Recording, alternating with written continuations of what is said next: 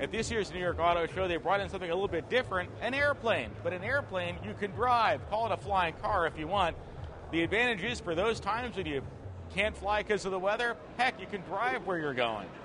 We talked to the CEO about why someone might want something like this and how fuel efficient it is. What we're doing with Terrafugia's transition is we're bringing a product to market that you can count on to get where you want to go no matter what happens with the weather.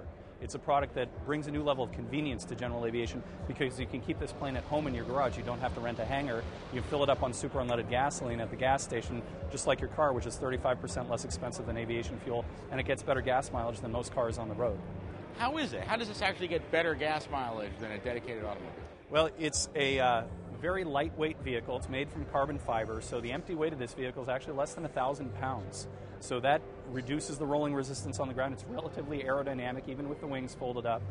And one of the biggest things is just that it's got a 100 horsepower engine that's very fuel efficient. How does it cost compared to buying, let's say, an airplane or a car?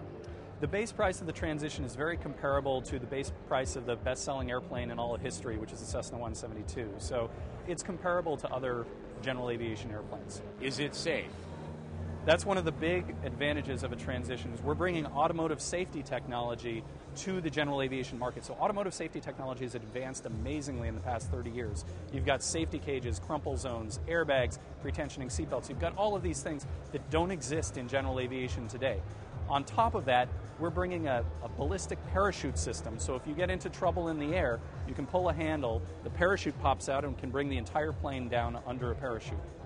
So we think that this vehicle is going to have the lowest fatality rate in general aviation by far. Now, we did a video with you guys a couple of years ago, and I think you said you're going to start making deliveries in 2010. That didn't happen. Why didn't it happen, and where do things stand now? Yeah, the original target was the end of 2011, and we pushed that back because we had some challenges with some of the suppliers. These are production prototype vehicles. So this is the first rev through with the prototype production process, and we had some hiccups along the way. But we're here now. It's real. It flies. It drives. It converts in less than a minute. And we're looking forward to getting this out to a first customer, hopefully within the next year now.